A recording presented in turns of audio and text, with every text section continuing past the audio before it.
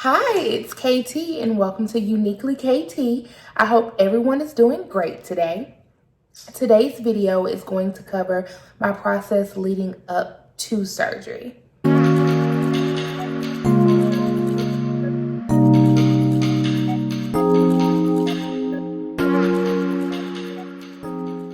I never considered weight loss surgery before my primary care doctor actually brought up the surgery. I went in one day for a just basic checkup appointment, and she was telling me, she says, I think you'd be a great candidate for weight loss surgery, and I'd like you to go speak with a bariatric surgeon and his team. I thought about it, and I started to do some research, and I figured it would not hurt to take the referral and go. I did end up going to see the bariatric surgeon and his team. I met with them. The appointment was about a 3-hour appointment. They gave me information about the different types of surgery. Initially, my primary care physician, she did recommend that I have the sleeve weight loss procedure. But when I did get to the actual bariatric center, I did learn that there were different types of bariatric surgery that can be done. The 3 types of bariatric surgery is the sleeve procedure, the gastric bypass, and the duodenal switch. All 3 of them are different. They each help and are a tool to lose weight, but again, they are all different. After speaking with the surgeon, he did decide that the gastric bypass would be ideal for me. So I did decide to go with the gastric bypass. Ultimately, he did leave the decision up to me, but after some more thorough research, I did decide that the gastric bypass would be a good idea. Now, the sleeve was not a bad option. I just found out after research that a lot of people that get the sleeve sometimes have to get revised to gastric bypass, and I'm not a big fan of surgery, so I figured if I was going under the knife, I'll go ahead and get the main surgery. So far, this has been the best decision I've made. With gastric bypass, I was expected to lose in between 65 and 70% of excess body weight, which was ideal. So that's always was a benefit. I was very excited about the process after meeting with the bariatric surgeon, but there were quite a few steps that I had to take to get there. I did meet with the bariatric surgeon back in October of 2019. Now, mind you, it's now 2020, so it did take me some time just because I wanted to do more research. I was nervous. I wanted to make sure I was ready before I just jumped into anything. They did have steps for me to follow before I could actually schedule my surgery. Before actually scheduling the surgery, after I met with the bariatric surgeon and his team, I did have to set up a meeting to go see a psychiatrist to make sure I was mentally able to have a major surgery. So that was one of my first steps. I only had to meet with her once. The visit went great. She approved me right then and there and said, I was mentally stable and I could go through with surgery. I then had to meet with the dietitian, and the dietitian just, made sure I knew what to expect going into surgery, how my eating habits would have to change, also the vitamins that I'd have to be on for life after bariatric surgery and things of that nature. After meeting with the dietitians, my next step was to go to a surgery educational class. I did go ahead and get that surgery educational class out of the way as well. Surgery education class basically just covered the different things that you need to know, symptoms that you could possibly have after getting the surgery, the time you'll be in the hospital, things like that. And so it was just all very informational of things that you needed to know before scheduling your surgery. My surgery could not be scheduled until everything was done. So I did get everything out the way fairly quickly. However, I was still pretty nervous about surgery. I went to meet with them October 2019 again, but I did not end up having surgery until May of 2020.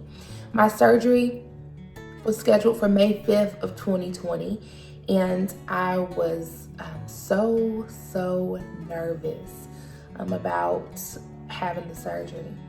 Going from October 2019 to May of 2020 was my time frame of kind of getting everything done. I wanted to make sure that I got the time I needed off from work squared away. I wanted to make sure that I was ready. I didn't want to jump into it. It was a big step. I wanted to make sure that I had done all my research, that this was actually something I wanted to do. So even though I did get my pre-requirements out the way pretty quickly, I still was kind of hesitant about scheduling the surgery. In April, I did go ahead and decide I'm going to go ahead and get surgery scheduled. They did schedule me for May 5th of 2020, which was supposed to be my surgery date originally. Due to COVID-19, that did end up getting rescheduled. So they moved me to July the 13th. That was when I was supposed to have my surgery. A few days before the end of April, she called me back and she said, well, we're now doing elective surgeries again, and I can definitely get you in back for your original start date, which was the May 5th of 2020, or I can get you in May 12th of 2020. Just because it was short notice, I think she called me back on April 30th. I wanted to just make sure I had enough time to go grocery shopping before, make sure I had everything I needed, make sure I got everything from a hospital bag. So I told her I'd like to schedule for May 12th of 2020. I know you guys know how it is, the process of continually trying to lose weight, trying new diets, trying new regimens, just trying a lot of different things, and nothing seems to work, whether it's diet pills, just anything, certain exercises, and just nothing seems to work. And that's when I started to say, okay, weight loss surgery may be something for me. It's not a quick fix. It is a tool to assist you. So you cannot get weight loss surgery thinking that it's instantly just gonna, a guarantee for you to lose weight, because it's not. You do have to work for it. I knew that was something I'd have to do. I'd have to put in the effort. I knew I'd have to change my eating lifestyle. I knew I'd have to change my exercise lifestyle. I just knew it was a lot of different things that I had to take in consideration with this surgery. Now, I didn't have any pre-existing health conditions prior to having surgery. I know one of my requirements by my insurance was that I had tried at least 6 months of another method of trying to lose weight, whether it was exercising, whether it was diet plans, like Weight Watchers, things of that nature, whether I was on diet pills. I had collectively in 3 years tried at least 6 consecutive months of another method to lose weight. That did not work. I did have to get my doctor to sign off on that sheet for insurance for them to approve me for weight loss surgery. The coordinator made sure that form, along with all my other requirements, were completed before she actually scheduled me for surgery.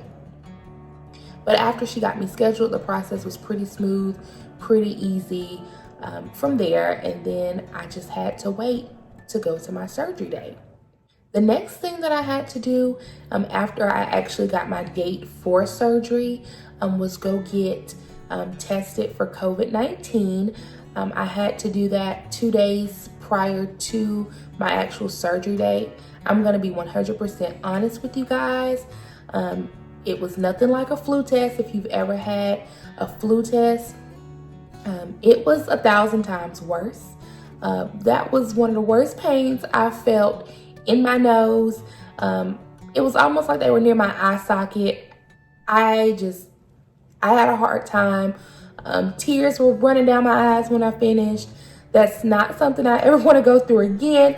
But I got that over with. I got my results the next day. They were negative. So after that, I got a call from the anesthesia department.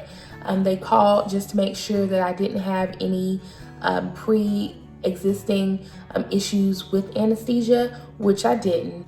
Also, I had to wait for the OR nurse to give me a call to give me the date that I had to report for surgery. She gave me special instructions letting me know what time I needed to come in that morning. I had to report at 10 a.m. to the hospital to have my surgery. Originally, when the coordinator scheduled me, she let me know due to the COVID-19 restrictions, no one would be able to be there with me at the hospital, which I was pretty bummed about that because during this process, you really need support. But once the OR nurse called me, she did let me know that I would be able to have one person there with me while I was having the surgery, and the one person that was there would have to be the one person there at all times. The names couldn't be switched. I couldn't alternate visitors or anything like that. So my girlfriend was able to be there with me. She was so supportive during the whole process.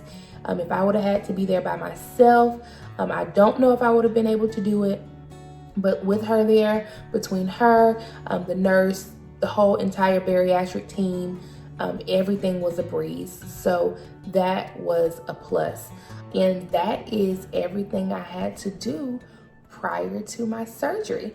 So please stay tuned so you can hear about my next video, which will pretty much cover my hospital stay and everything, how that went.